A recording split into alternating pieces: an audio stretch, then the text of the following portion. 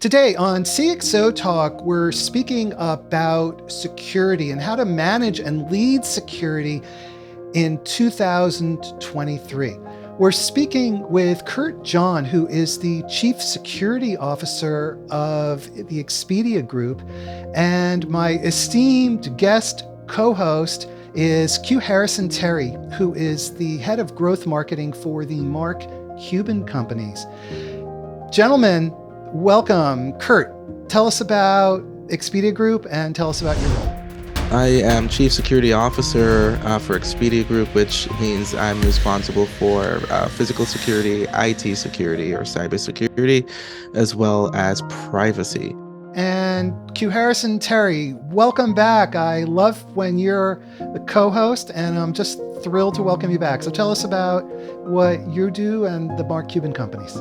I'm the head of growth marketing at Mark Cuban Companies, as you've already stated. I'm happy to be back on CXO Talk and really looking forward to the upcoming conversation with Kurt. I'm excited for this convo because we have to talk about security, right, Mike? Kurt, what do you see as the security landscape right now with all of that complexity? One of the things that I think a lot of companies are struggling with and what the threat landscape looks like, it's the scale, and I like the word you just used, complexity, just the size, scale, and with that comes the complexity of environments. There's cloud, there's edge computing, there's artificial intelligence, there's automation, there's orchestration, and what's funny about it is that not only are we transforming our business models and our ability to drive impact in the market, but also the bad guys are as well. They have the same types of structures, the same joint ventures, the same type of, collaborations that they're doing to try to drive their side and make money for themselves. And now we are trying to not only implement new business models to drive more impact in the market, but we also have to then defend against adversaries who are doing something similar. So I would say the biggest challenge is that size and scale and complexity. But having said that, there are probably a couple of things you can organize yourselves around when it comes to actual technical threats. And it's a lot to do with your endpoint devices, the computers we're all using. It has to do with cloud because we're all using it. For a subset of the population of companies, it has to do with edge computing as well. And then finally, artificial intelligence, ensuring that when we build those data models and we try to scale them, things can go bad really quickly. So both from a security perspective as well as from an ethics perspective, paying attention to artificial intelligence is really important. Kurt, when you're at Expedia, there's tons of people in the world that are out there and they do like the chief security officer role, but at a travel company, what does that entail? It's about our travelers, right? Because that's fundamentally what we're trying to do. We're trying to connect our travelers with new experiences around the globe.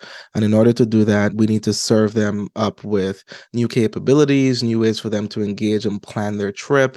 And so we organize ourselves around our travelers, partners, and of course our employees.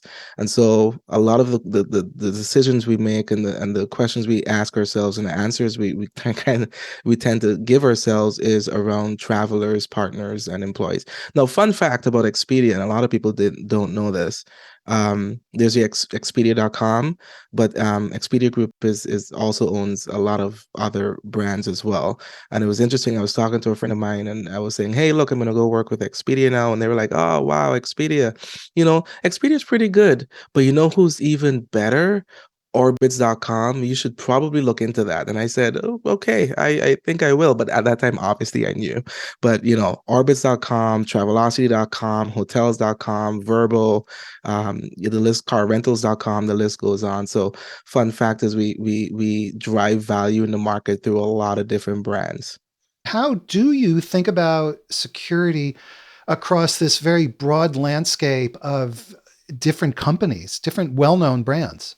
The necessity to share information, because we've gotten to the point now where you're unable to accomplish whatever it is you need to do on your own, right? Unless you're building a very specific widget, hardware widget at that, that other people are consuming. And even then, you need someone to provide steel or some other type of raw material. You need an ecosystem of partners in order to be successful. And so fundamentally, I look at it in two ways. The first is how do you work with your partners to drive security consistently throughout your entire ecosystem? And so that means that it obviously everyone doesn't need to meet this incredibly high bar, but what's like the threshold of which you want to collaborate with your partners to really implement security across your entire value chain so that everyone is strong, and because of course the weakest link analogy. That's the one side. On the other side for me is the threat intel and the ability to share data, right? Because then some folks within your ecosystem might be experiencing certain attacks, and then the question then becomes, how well can you all share information together so that you can insulate yourself or try to pivot to prevent such an attack? And I've found incredible uplift and value in both partnering with your ecosystem as well as sharing information with your ecosystem. I think that's really the future. Even the federal government, the U.S. government, from CISA, as well as the Office of Director of National of Cybersecurity, says the same thing. In other words, to beat all of us, you probably need to beat one of us. But then the flip side of that is to beat, to beat one of us, you have to beat all of us.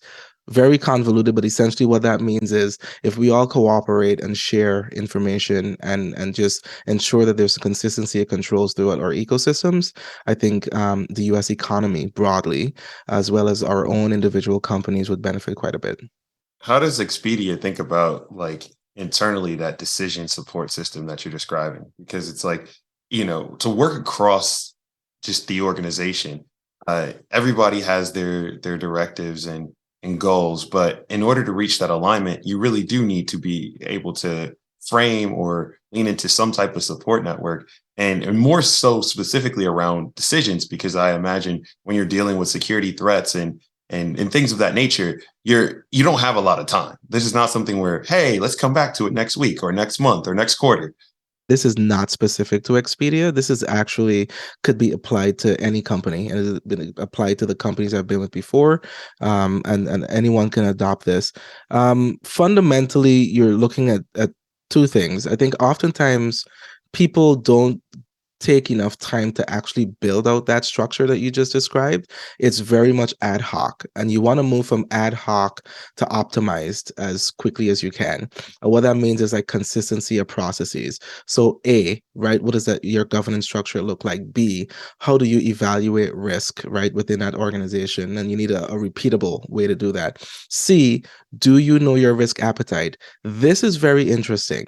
I've been at companies before, and this is not Expedia, but many, many years ago, I was a consultant, and I've seen companies where they think they have a very conservative risk appetite, but when you look at actually the way that they're making decisions and the type of the things they're going after, it's very much contradictory. They have a very aggressive risk appetite, and I think that emerges because people aren't, or organizations aren't intentional about defining what your risk appetite is. Is it conservative, aggressive, or somewhere in between?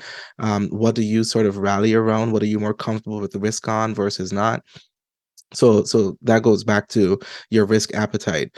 And then finally, you likely need within your structure a way to make decisions really quickly, like you alluded to.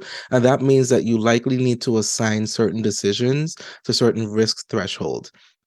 So for low, medium, high, so obviously a higher critical risk might go to the CEO, but if there's something of a low risk, that might be made with at the director level or below, right? So really, I think what that comes down to is more intentionality overall around your risk program, and I think not enough companies treat it that way. Be sure to subscribe to our newsletter. Hit the subscribe button at the top of our website. We have a really interesting question from Arsalan Khan on Twitter. Arsalan always asks these great questions, and he says, when technology is everywhere and with everyone, what do you define as the boundaries of your ecosystem? Definitely today, the boundary of your ecosystem not only has it moved backwards from sort of like your corporate network, but it's become incredibly more porous as well. So a lot of holes in it. And so the way I think of it is that you don't define that boundary, which is And within the security community, you're going to find some people might roll their eyes at this, but zero trust, right? Bear with me for the time being. It's been thrown around quite a bit in the media, and companies are kind of like, we're the zero trust mecca. But zero trust, still the tenets of it remains true. So in other words, how do you create an ecosystem within your environment that allows the appropriate access of your partners and your employees, wherever they may be, in a way that doesn't require you to give carte blanche access to everything? So my fundamental tenet on this topic is I have no boundary. And even if I did, it would be incredibly porous. So how do I better manage access at the software level? And zero trust is a big aspect of that. What concerns have you seen on the privacy side due to that? The biggest concern with this new setup is data sprawl. And that comes from three reasons. A, the velocity and scalability that comes with cloud, right? So you can swipe a credit card and then you're just off to the races, right? You have a dev environment, you have a pipeline, you can build something, you get a minimal viable product, you're putting data in there, then someone's like, oh, that's interesting data, let me make a copy of it. And just, it's very hard to get started. And then, sorry, it's very easy to get started and very hard to contain. So data sprawl is one. The second has to be, in my opinion, the ever-evolving privacy landscape. GDPR did a really good job of landing this very specific list of things that people need to do. But for example, in the US, different states are still thinking through how to handle privacy differently. And that means, if you're in the US or you're doing business in the US, then you need to potentially be paying attention to 50 different privacy regulations. Luckily, for the most part, there's sort of like a common thread throughout them, but you can't deny that the complexity of having to do one-offs or nuances based on a particular state. And I think those are the two biggest things. In the first case, you just need to be really intentional about having a specific, in the first case, meaning data sprawl, very intentional about having a very specific privacy strategy, but it can't be in isolation. There's a lot of convergence between privacy and security. And so you need both an individual privacy strategy, but you also need a joint strategy when it comes to your data and your general corporate information protection. In the second case, one would hope, and I've seen some indications of this, that we're thinking of an updated federal privacy law, which would then make companies' lives a lot easier. Now, we have another question from Chris Peterson, and he says, to what extent can security organizations be a market differentiator for their company by saying, we offer better security, better privacy to the customers that they serve? One of the things that security typically struggles with generally as an industry is articulating its value, right? Because our value is derived by the lack of incidents or the lack of breaches. And it's very hard to prove a negative.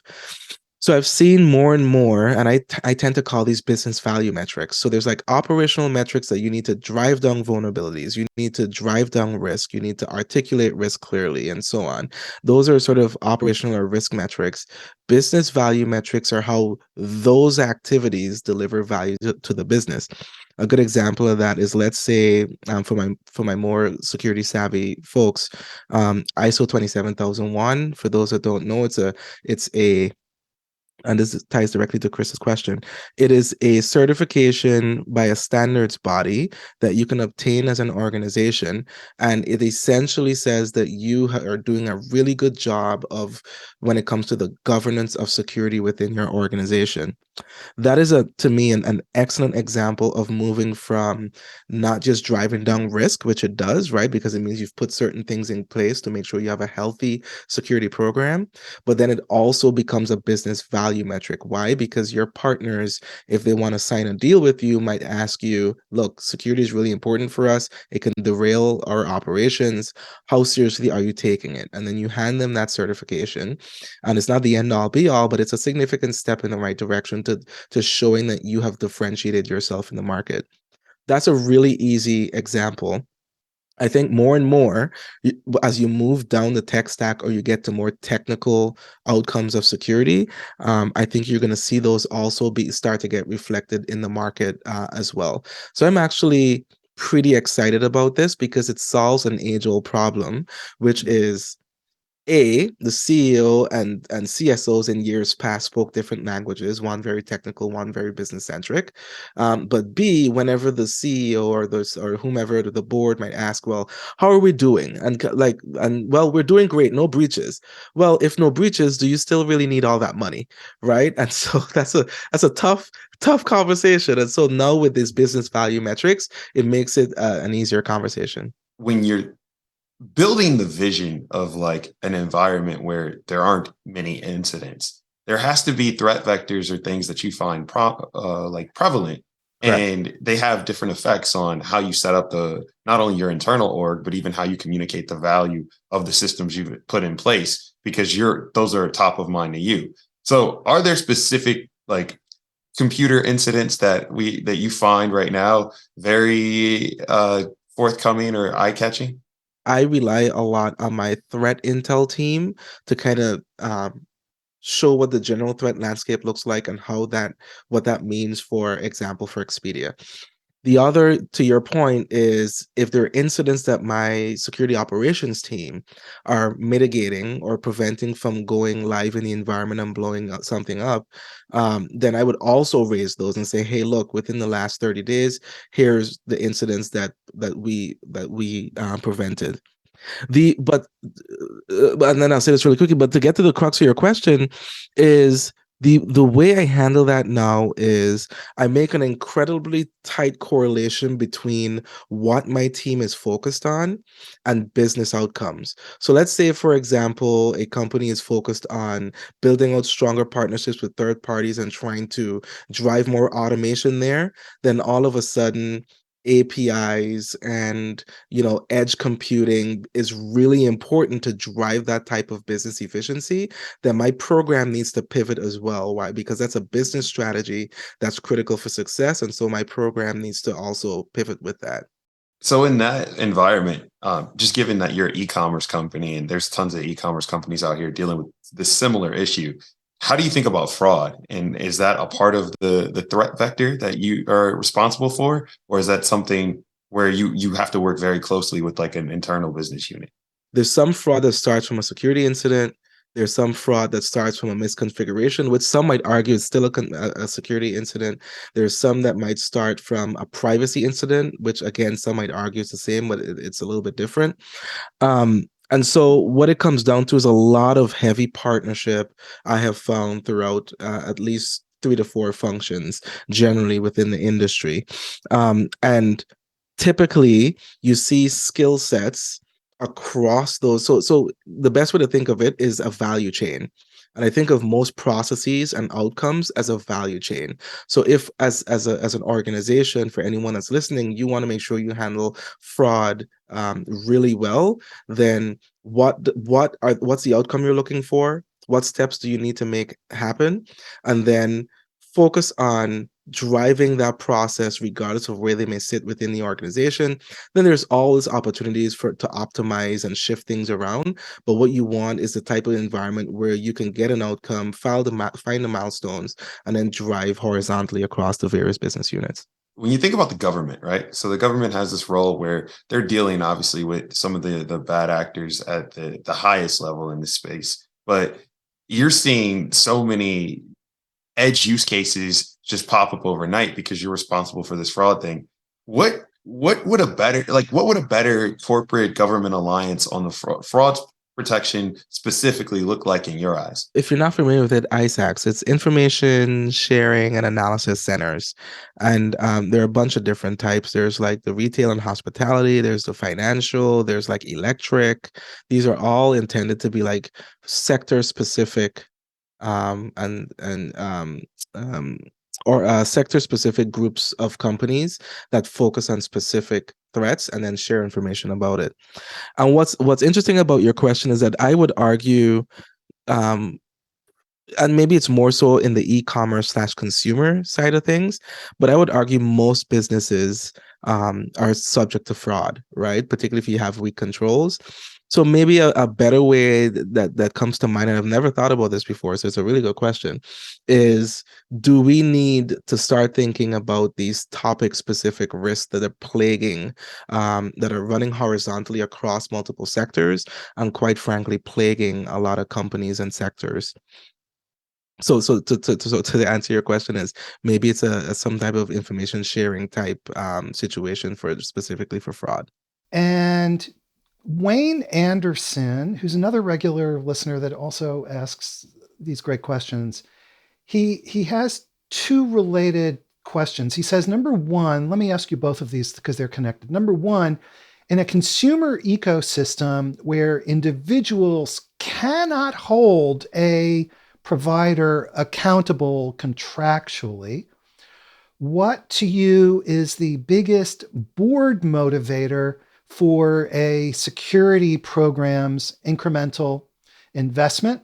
So, in other words, what's the argument that you make to boards around the value of security? Because us consumers, you know, when providers go down or release our private information, there's just nothing we can do about it. And then he also wants to know, in your mind, how do you group or what are the important metrics that a security team can present to drive board members and business colleague conversations? So I think to summarize, what he's really talking about is how do we get boards and senior business leaders, executives to take this seriously? When it comes to boards, there are two things. The first is you need to find a way to articulate to that board how security is helping to either protect or enable the journey that the business is on. And so to the best extent possible, you always want to articulate your security outcomes in the context of the business strategy. And typically there's an update on the business strategy during board meetings for you to come either before or after, and to be able to say, well, yes, and here's how the steps we're taking to help safeguard that strategy. That's one. Two, consumers are also getting very savvy. And I think boards and just management in general are beginning to realize that, especially with the advent of social media platforms like Twitter, things can go south really quickly. And I think having seen that, I think boards are much more sensitive to how companies are perceived. And so I think the biggest driver, which it should be, as a foundational item, is compliance, right? Are we doing anything that's going to land all of us in like the jailhouse or testifying in front of Congress? No? Check. Who are we as a company, and are we taking the steps necessary that our consumers will continue to perceive us as advocates of their security and or privacy? We are not, and I think a lot of companies need to ask themselves this question. Then who are we as, I use the term individual because I see companies as having unique cultures and personalities and so on. So bear with me as I use the term individual loosely. What type of individual are we when it comes to security and privacy, and how willing are we far to go? How far are we willing to go? The third is, do we even need to be best in class, or are we the type of company that's good at industry standard? Is it best in class? Is it a little bit below? That's a continuous risk conversation that a company needs to have with itself. I don't subscribe to every company needs to be best in class at all times. There's a lot of variables that you need to consider. And when it comes to your colleagues, it's the same thing, just taken down a level. So the overarching company strategy in terms of how security is protecting that, you then need to have those exact same conversations with your counterparts or other business leaders.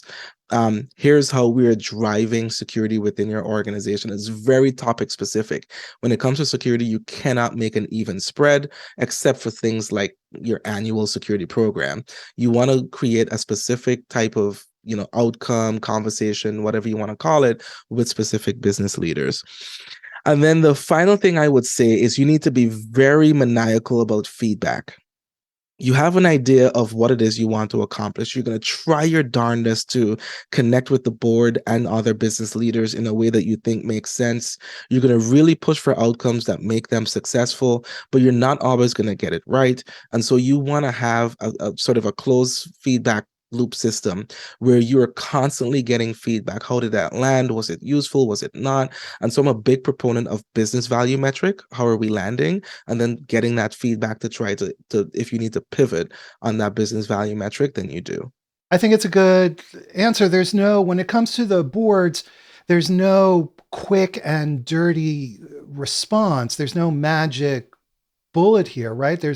It's a matter of convincing the board that they have to make this investment, which is obviously tough because the investment is like insurance. And, it's like, gee, I think we should buy a lot of insurance for this risk, to get back to what you were saying earlier, that may seem really unlikely. Completely agree. One other thing I'll mention is you have to be an incredibly amazing steward of that money. And what do I mean by that? If you're about to get an investment, you need to do two things. A, you need to be very clear and articulate about what value gets delivered when, and set milestones for you and your team so that the money just doesn't end up in the ether. And then at the end of the year, it kind of like, well, look at this. And yeah, but we give you like 10 times that. Like, is that all we got for the value? And then the other is that you, just because you're getting an influx of money doesn't mean that you don't need to be just incredibly practical about cost savings as well.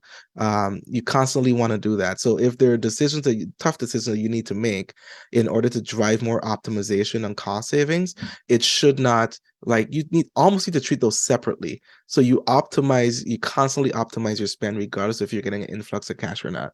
We have a question from Arsalan Khan again on Twitter, who asks really good, excellent question. He says this. He says, GDPR is a good framework, and we know that the U.S. federal government is not going to jump quickly onto that level of data privacy. So why don't companies just adopt GDPR themselves as a standard? The biggest caveat that companies have why they wouldn't just do that is because there would be mostly global companies. I think you'll find if they're either US-based companies that primarily operate in Europe, or they're European-based companies, they'll do that in a heartbeat.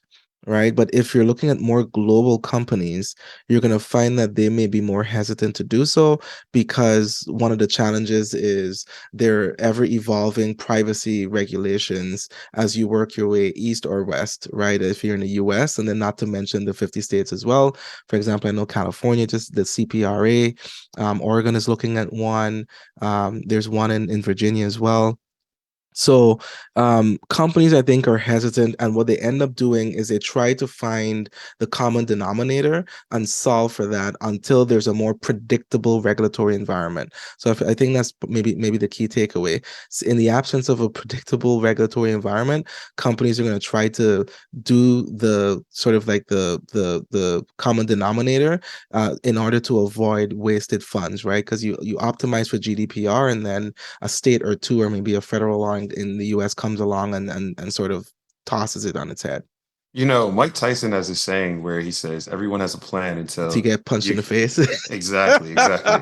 And I want to start to amplify this conversation a bit, right? As the chief security officer, you can build a security system that's really damn good, but there's no system that's perfect. And when you do have an intrusion, or you do have something that goes further than you would like, what goes through your mind? One of the things as a chief security officer you need to be able to do is to figure out how to fail fast and fail gracefully. Because nothing, as you alluded to, Q, is pitch perfect, and something will go wrong. And when it does, you don't want to languish and sort of tumble, right? You need to be able to fail and then recover as quickly as possible. So one of the things that I focus on as well, and this is not, again, not just for Expedia, but just it's something to do well within the industry, is you need to constantly be evaluating your ability to fail quickly and recover quickly. And I think that honestly is the biggest difference between companies that handle a breach well and others that don't, because you're like, if a nation state decides to come after you, there's very little you can do to prevent it. And I was at a CISO conference this week, and someone asked the question, do consumers really even care anymore though that breaches happen? And I said, well, okay, my response was, and question wasn't for me, I was an audience member, but I kind of spoke up. I said, yes, maybe we are desensitized a bit as consumers, right? Because there are breaches, every day you're reading about something different, but it doesn't mean necessarily that consumers don't care.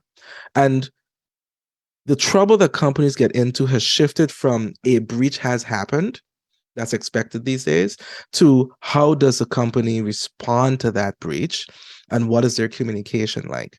And to me, that is also a part of your ability to fail quickly, fail gracefully, and recover. There's one thing that I will say, like when I worked in security, one of the things that we got really good at that I think helped us out a ton was the postmortem and the art of the postmortem. And one of the things that we did a little bit differently was we always led with the implemented fixes. So, oftentimes you have your postmortem, and that's like right after the event, and you're like saying, what could we do better? What could we do wrong? And we led with the fixes and the solutions, or even if they were in development, we started there, and then we started to divulge into, what were the mistakes and what can we do to do better moving forward.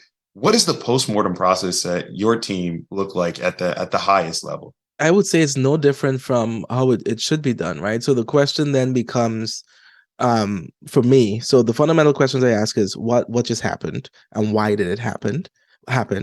And even though you might not, sorry, not why, but how did it happen? And even if you don't necessarily know completely what adversary got access to what, typically you can get to the how fairly quickly. And what you want to start to do there is try to figure out, are there other areas within your environment that replicate this type of either misconfiguration or vulnerability that you need to start looking at really, really quickly? It's always putting what happened in context.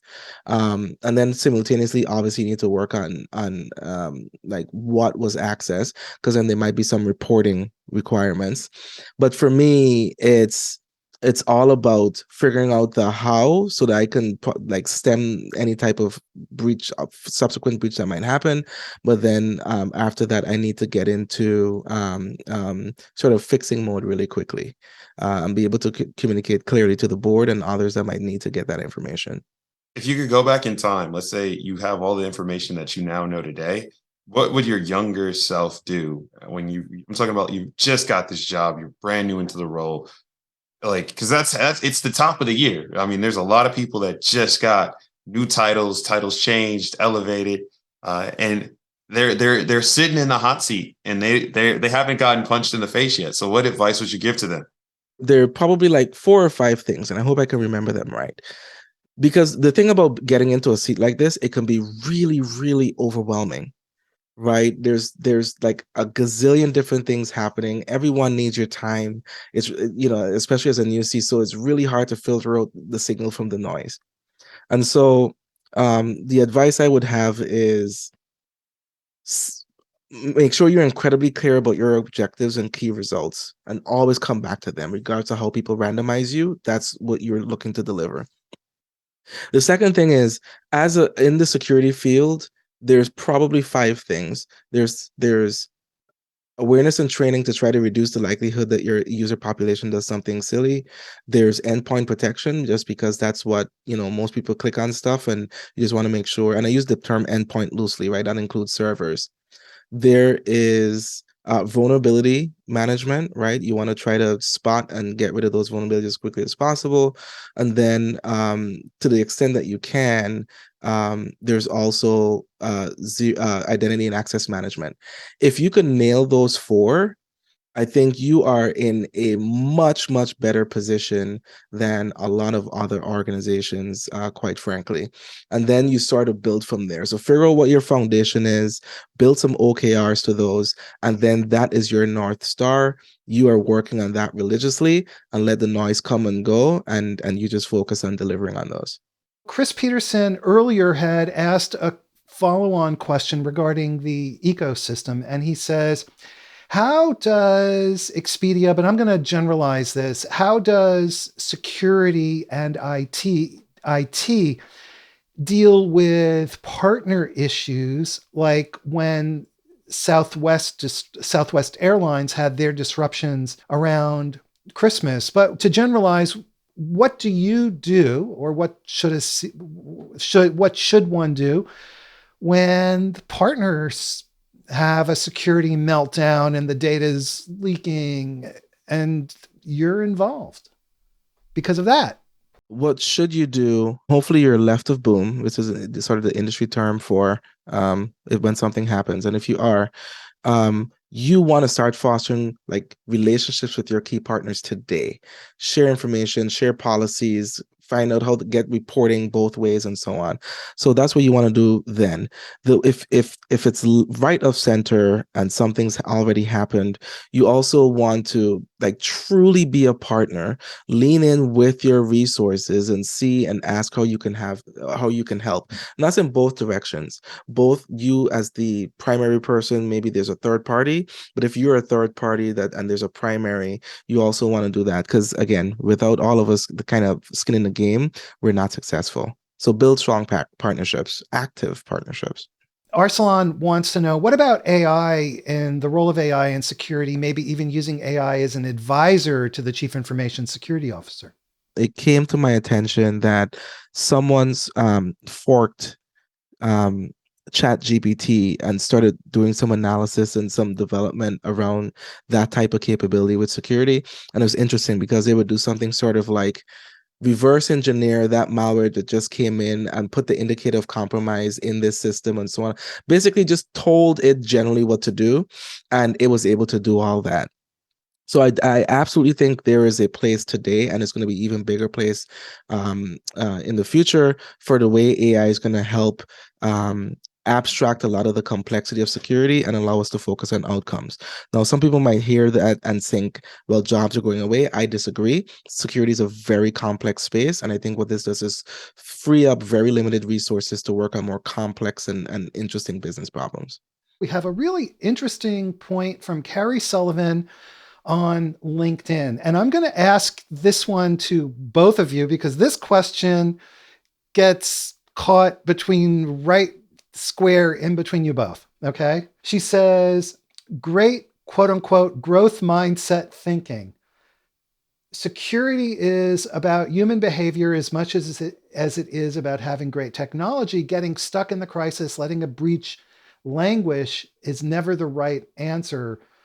Post-mortem and continuous improvement are as much about improving the barriers, but also the people reaction and response. And so this is my question to you both. It's this growth mindset with security that, as far as I can see, drives, or its growth mindset within the business that helps create the conditions that drive all the breaches and drive the fact that my personal information is out there on the web. So Q, I blame you, and Kurt, apologies, but I have to also blame you as representative of your sort of separate breeds of growth mindset, growth people and security people. I'm sure you might have seen it, but Gen Z is very much into this. This is, we all remember growing up with these. Kurt, you remember this phone? I do remember that phone. Crazy thing is, this is a BYOD phone that you have to worry about now. No, I'm serious. Like, flip phones are back. On the flip side, this is also the same device that you've got to worry about, and you've got it. In the bad guys, the bad actors they're on both. And this is actually probably more simple, so it's easier to infiltrate a network. And we oftentimes don't even think about it. And so marketers, we ruin everything. We always see the emerging trends and we come in and we don't think about privacy. We don't think about data. I mean, we just use it because we want the look, we want the press. And it oftentimes falls in your lap on the security side to fix it. But when I think about the people notion, this has always been true historically. Like what was old once becomes new. What is new once becomes old. And it's just fascinating to see now in a more connected landscape how those things can even play into a competitive intelligence. They can play into threats and security risk and vulnerabilities. But the way I'm going to pass this back to you, Kurt, is how do you think about that? Because AI is cool today, but I remember an era where voice was like all the rave. And I remember an era where blockchain and big data was all the rave. So there's always a hyped trend, but you are responsible for keeping it all within the same vessel and making sure that engine goes forward. The technology might change, but to the point of the person who asked the question, you can swap out the technology, but in essence, what you're looking for from your user community is the exact same thing. First of all, security is job zero. Second, are they advocates or champions for security? And if they're not, you need to start more in the awareness training and just engagement level and feedback level to try to drive that culture. But then from my perspective, it also comes down to diversity. And that growth mindset. The growth mindset speaks for itself. How can I learn, evolve, grow in order to be better and respond better to these types of issues? But then diversity, I'm talking, ethnic, cognitive, you name it, every type of diversity. Because one of the things that's pretty interesting about security, it's a very creative field. Right. You can two people can sit down and stare at the same thing. And just because you had a spark of inspiration, you can figure out how to solve this issue where someone else might not. And so, yes, it's technical, but there's a certain level of art to it. And whenever you're in a situation like that, you want the type of team that has very different backgrounds that when they come together, there's greater than the sum of the parts. And so I would say it's a combination of culture, which includes that growth mindset, as well as diversity. What is the impact that you've seen from the application of IT security on the travel industry at large? Like, so thinking before and after, and largely because of some of the practices yourself and colleagues and partners have put in place, and it has led to, new environments for us all. I would say it's the ability to care deeply about your traveler and the experiences they have. And part of that experience is not just being able to see, the Grand Canyon or Christ the Redeemer statue or whatever else it might be. It's them having the confidence in sharing information with you, and trusting you that you could facilitate this experience in a way that helps them be have a better outlook on life after versus before taking that trip. And so I think it's driving and trying to continue to build the confidence with our travelers and our partners. And with that, I'm afraid we're out of time. So a huge thank you to Kurt John and to Q Harris and Terry. Thank you both for doing this today. Thank you for having me. Likewise. And a huge thank you to our great audience. You guys are so smart. Thanks so much, everybody, for watching. Before you go, be sure to subscribe to our newsletter. Hit the subscribe button at the top of our website.